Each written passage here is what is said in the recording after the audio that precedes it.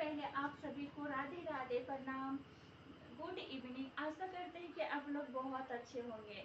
आज का जो हमारा टॉपिक होने वाला है वो है हमारे एंग्लो इंडियन, आंग्ल भारतीय। क्या है? Anglo Indian. तो आइए हम देखते हैं कि एंग्लो इंडियन को हमारे संविधान में कहाँ सीट दी गई है, इसे किस संज्ञा के तहत इसे रखा गया है।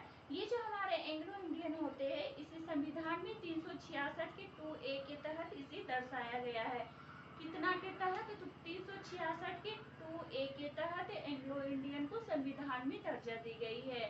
तो ये जो हमारे एंग्लो इंडियन होते हैं, तो आइए हम देखते हैं ये क्या होते हैं। हमारा जो संसद होता है वो लोकसभा और राज्यसभा के दोनों के मिलने से संसद का निर्माण होता है।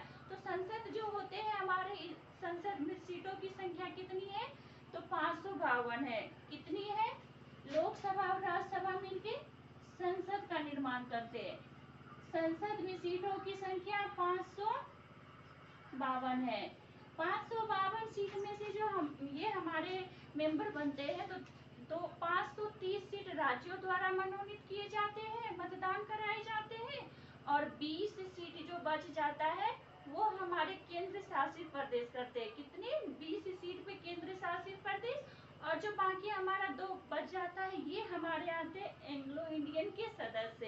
तो इस 2 सीट में से हमारे एंग्लो इंडियन के जो सदस्य होते हैं वो इन दोनों सीट में भाग लेते हैं। संसद में होते 552 सीट, जिसमें से राज्यों द्वारा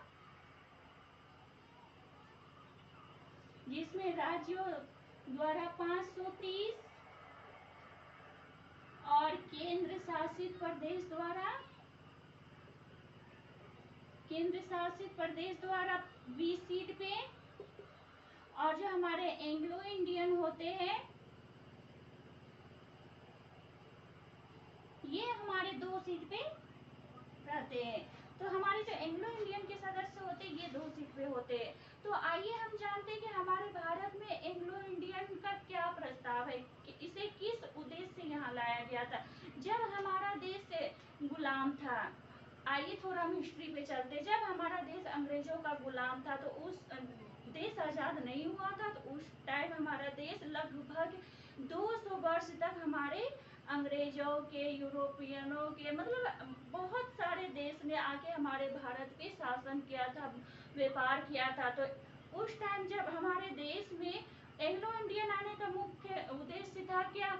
उस टाइम हमारे देश में आके व्यापार करते थे। क्या करते थे? व्यापार। यहाँ पे आके व्यापार करके सस्ते में यहाँ से सामान खरीद के वो विदेशों में जाके भारी कीमत में बेचते थे, जिससे उसे बहुत ज्यादा प्रॉफिट होता था।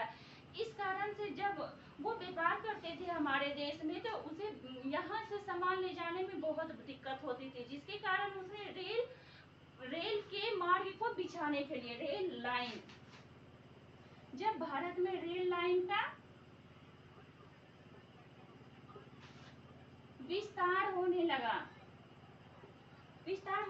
था और टेलीफोन सेवा का प्रारंभ होने लगा था, तो उस टाइम से यूरोपीय वर्ग के लोग, खास करके यूरोप के लोग ने इस भारत में आके कुछ दिन तक यहाँ व्यापार किया, और व्यापार करते करते यहाँ की महिला से शादी कर ली थी। महिला से शादी करने के बाद जिन संतान की प्राप्ति हुई, उस संतान को संज्ञा दी गई एंग्लो इंडियन का। उस संतान को जो संज्ञा दी गई वो हमारे कहलाए यूरोप से आए हुए अंग्रेज, और भारतीय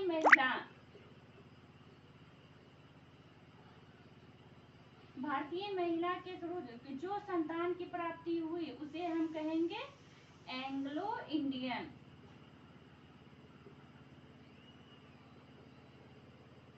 तो यानी कि कहने का मतलब है कि हमारे भारत, यानी कि जो हमारे भारत के में रहने वाले लोगों के जो पूर्वज, यानी कि जो विदेशों में रह रहे हैं, चाहे उनके दादा हो या और कोई रिश्तेदार हो, यानी कि विदेश में जो रह रहे हैं, उसे हम एंग्लो इंडियन की संज्ञा दी जाएगी। तो एंग्लो इंडियन को संसद में 2 सीटों पे इसे मत देने का इसे स्थान दिया गया है। कितनी सीटों पे? तो 2 सीटों पे।